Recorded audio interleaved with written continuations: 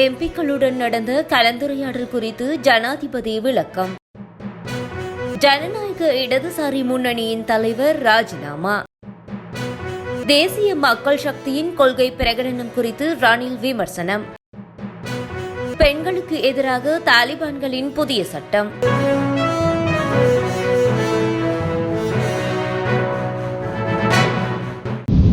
வடக்கு கிழக்கு அபிவிருத்தி தொடர்பில் தமிழ் எம்பிக்களுடன் நடத்தப்பட்ட கலந்துரையாடல்கள் குறித்து ஜனாதிபதி இலங்கை ராமன்ய மகாபீட மகாநாயக்க தேரருக்கு விளக்கமளித்தார். நாராயண்பிட்ட இலங்கை ராமன்ய மகாநிகாயவின் தலைமையகத்திற்கு நேற்று முற்பகல் விஜயம் செய்த ஜனாதிபதி ரணில் விக்ரமசிங்க அங்கு ராமன்ய மகாநிகாயவின் மகாநாயக்க தேரர் வன மகுலவே விமலநாயக தேரரை சந்தித்து ஆசி பெற்றார். ஜனாதிபதி தனது தேர்தல் பணிகளை ஆரம்பித்த பின்னர் இவ்வாறு ராமன்ய மகா நிகாயவின் மகாநாயக்க தேரரை சந்தித்தார்.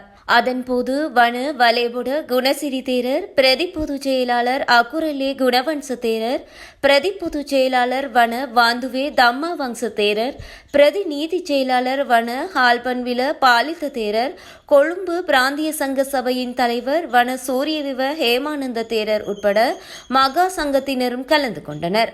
இதன்போது மகா சங்கத்தினர் பிரித் பாராயணம் செய்து ஜனாதிபதியின் எதிர்கால பணிகளுக்கு தமது ஆசைகளை தெரிவித்தனர். அதன் பின்னர் ஜனாதிபதி மகா சங்கத்தினருடன் சிறிது நேரம் கலந்துரையாடியதுடன் நாட்டின் பொருளாதார மீட்சி மற்றும் எதிர்கால திட்டங்கள் குறித்து மகா சங்கத்தினருக்கு தெளிவுபடுத்தினார்.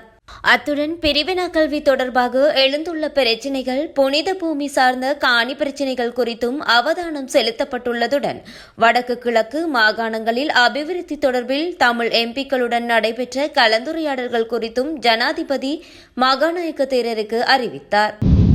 ஜனநாயக இடதுசாரி முன்னணியின் தலைமை பொறுப்பை ஏற்றுக்கொண்ட முன்னாள் பாராளுமன்ற உறுப்பினர் நிரோஷன் பிரேமரத்ன தனது கட்சி உறுப்புரிமை மற்றும் பதவிகளிலிருந்து ராஜினாமா செய்துள்ளார். கட்சியின் செயலாளர் வாசுதேவ நாணயக்காரவுக்கு அனுப்பி வைத்துள்ள கடிதத்தில் அவர் இதனை குறிப்பிட்டுள்ளார். தற்போதைய அரசியல் சூழ்நிலையில் கலந்துரையாடப்பட்ட இலக்குகள் மற்றும் திட்டங்களை செயல்படுத்துவதில் கட்சியின் ஏனைய சகோதரர்கள் காட்டிய தயக்கமே தாம் இந்த முடிவை எடுக்க வழிவகுத்ததாக நிரோஷன் பிரேமரத்ன சுட்டிக்காட்டியுள்ளார்.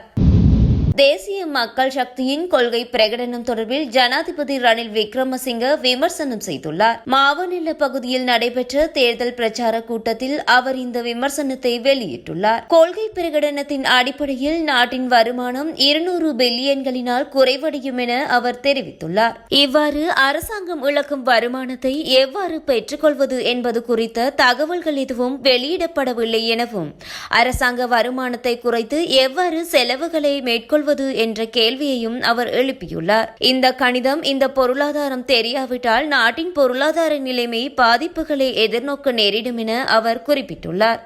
தேசிய மக்கள் சக்தியினர் நாட்டின் பொருளாதாரம் கடந்து வரும் தொங்கு பாலத்தின் 2 முனைகளையும் வெட்டிவிடவே முயற்சிக்கின்றனர் என அவர் தெரிவித்துள்ளார். நாம் தொங்கு பாலத்தை கைவிடாமல் இந்த முயற்சியை மேற்கொண்டு வருவதாகவும் தேசிய மக்கள் சக்தியின் கொள்கை பிரகடனத்தை தாம் முழுமையாக வாசித்ததாகவும் அதனை நாட்டு மக்கள் தேர்தலுக்கு முன்னர் வாசிக்க வேண்டும் எனவும் கோரியுள்ளார்.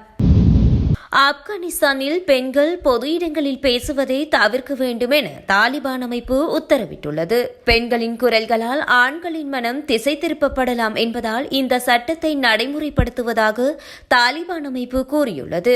அத்துடன் பொது இடங்களில் எப்போதும் தடிமனான துணியால் தங்கள் உடல் மற்றும் முகத்தை மறைக்கவும் ஆப்கானிஸ்தான் பெண்களுக்கு அறிவுறுத்தப்பட்டுள்ளது. முன்னதாக பெண்கள் வீட்டில் சத்தமாக பாடவும் படிக்கவும் தாலிபான்கள் தடை விதித்திருந்தனர். இவ்வாறான சட்டங்களை மீறும் பெண்கள் அல்லது சிறுமிகள் கடுமையாக தண்டிக்கப்படுவார்கள்.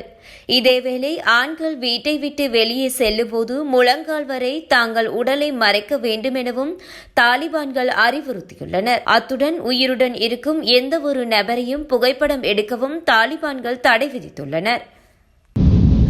மக்கள் வங்கியின் கணக்குகளை வைத்திருப்பவர்களை குறிவைத்து சமூக ஊடகங்களில் போலி விளம்பரங்கள் மூலம் தனிப்பட்ட கணக்குகளின் தகவல்களை திரட்டும் கும்பல் தொடர்பில் எச்சரிக்கை விடுக்கப்பட்டுள்ளது. அவசர நிதி தேவைகள் தொடர்பாக மக்கள் வங்கி சென்ட்ரல் லோன் என்ற நிறுவனத்துடன் இணைந்து சலுகை வட்டியின் கடன் வழங்குவதாக கூறி தனிப்பட்ட வங்கி தகவல்களையும் முக்கிய தகவல்களையும் பல்வேறு தொலைபேசி மற்றும் வாட்ஸ்அப் எண்களின் மூலம் பெறுவதற்கு முயற்சிகள் செய்யப்பட்டுள்ளதாக கூறப்படுகின்றது. இந்த நிலையில் சென்ட்ரல் லோன் என்ற நிறுவனத்திற்கும் மக்கள் வங்கிக்கும் எவ்வித தொடர்பும் இல்லை எனவும் வேறு எந்த மூன்றாம் தரப்பினர் ஊடாகவும் கடன் வழங்குவதில்லை என்றும் மக்கள் வங்கி அறிவித்துள்ளது. அத்தோடு கணக்கு எண்கள், வங்கி அட்டை எண்கள், பின் எண்கள், ஓடிபி எண்கள் போன்றவற்றை அல்லது நிகழ்நிலை பரிவர்த்தனைகள் தொடர்பான தகவல்களை இதுபோன்ற மோசடி தரப்பினருடன் பகிர்ந்து கொள்வதை தவிர்க்குமாறு அனைத்து வாடிக்கையாளர்களையும் மக்கள் வங்கி கேட்டுக் கொண்டுள்ளது.